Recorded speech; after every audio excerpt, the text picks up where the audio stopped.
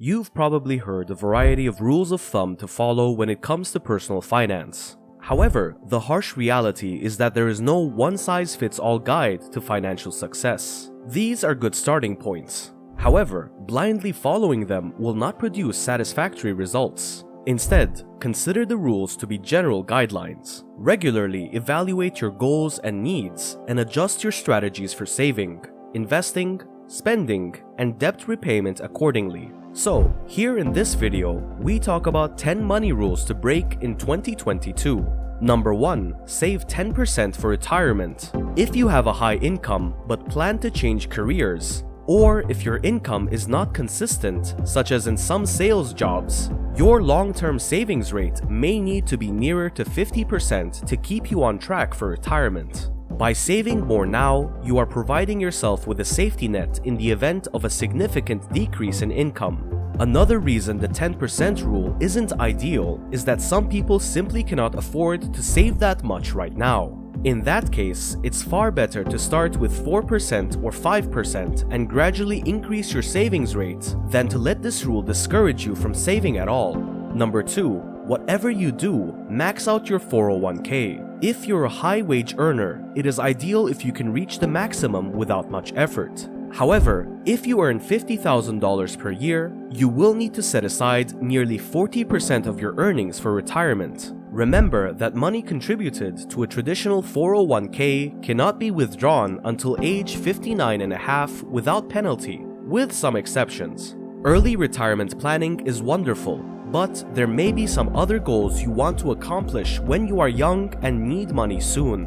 For example, you may wish to prioritize paying off high-interest debts such as credit cards or auto loans before putting a significant portion of your paycheck into a retirement fund. You should also save at least a few months' worth of income into your savings account so that you have money set aside in case of an emergency. Number 3. Save at least 3 to 6 months' worth of expenses. One common financial planner adage is that you should have an emergency fund of 3 to 6 months' worth of expenses. Obviously, not many people are capable of achieving that goal. According to the Federal Reserve, 53% of participants in 2019 had set aside money specifically for emergency savings or rainy day funds, while 30% said they could not cover 3 months of expenses in any way. Depending on the circumstances, some people may be able to make do with a smaller cash reserve, while others may require a larger one. Number 4. Subtract your age from 100 to get your perfect investment allocation.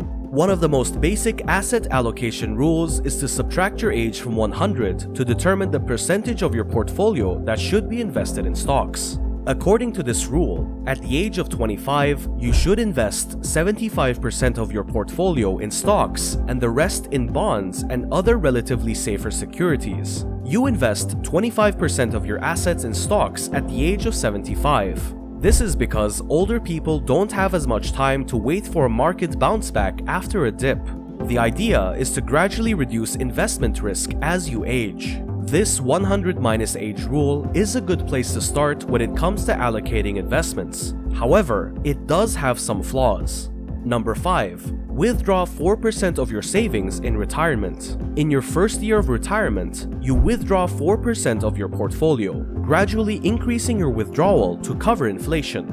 For example, if you have $1 million in your retirement account, you withdraw $40,000 in the first year. If annual inflation is 2%, your withdrawal the following year is $40,800, $40,000 plus 2%, and you keep going for the next 30 years. In 1994, financial advisor William Bengen developed this rule based on historical data. But this isn't how life works. Nothing ever goes as planned. Your retirement spending may vary from year to year. This rigid rule takes no account of your investment performance, retirement time horizon, or current market and economic conditions. It is assumed that retirees have a balanced portfolio of stocks and bonds. Number 6. Spend no more than 30% of your income on housing. The 30% rule is a popular budget guideline for housing costs. The goal is to keep your rent or mortgage payment to less than 30% of your monthly income. This concept is based on housing regulations from the late 1960s. According to a United States Census Bureau study, the Brooke Amendment 1969 to the 1968 Housing and Urban Development Act established a rent threshold of 25% of family income in response to rising rental costs. According to the study, the rent standard was later raised to 30% in 1981 and has since remained unchanged. However, this standard that was established nearly 4 decades ago may no longer be applicable to many people today. According to a Harvard University study, 20.4 million renters, nearly half of the US country's renters, spent more than 30% of their income on housing in 2020. Number 7. Buy in bulk. Costco and other warehouse clubs may have lower unit prices than local grocery stores, and buying in bulk saves money for tens of thousands of American families. However, if you buy more than you consume, you will not necessarily be saving money. Indeed, many shoppers admitted to buying more than they needed simply because they couldn't resist the lure of super deals at those clubs. Furthermore, wholesale markets are not for every family. If you have a family of 2, the quantities of groceries you purchased on a large trip to a wholesale market may take weeks or even months to consume. You're basically paying a lot more upfront to save money later. Worse, jumbo-sized products may go bad or expire before you realize you even bought them. Number 8. Borrow as much student debt as your expected salary. Today, many college students are saddled with massive student loan debt. When deciding how much to borrow for higher education, a good rule of thumb is to keep your total student loan debt below your expected first-year annual salary. But wait a minute, private schools are much more expensive than public universities. Wage growth in some industries have been stagnant for decades. Graduates in finance or law may see significant wage increases as their careers progress. However, if they work for the government, their pay raises may be less frequent and less substantial.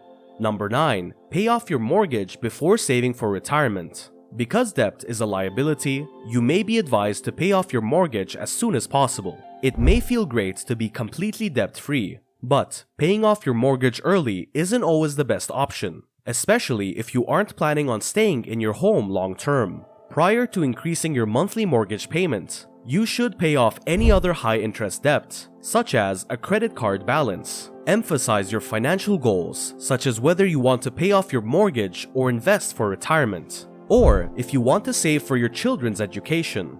If you can take advantage of the tax breaks or plan to relocate within the next 5 years, that money can be put to better use. And finally, number 10. Credit cards are bad. Many people avoid credit cards because they are afraid of spending money that they don't have and becoming enslaved by debt. These individuals are more likely to use debit cards or cash.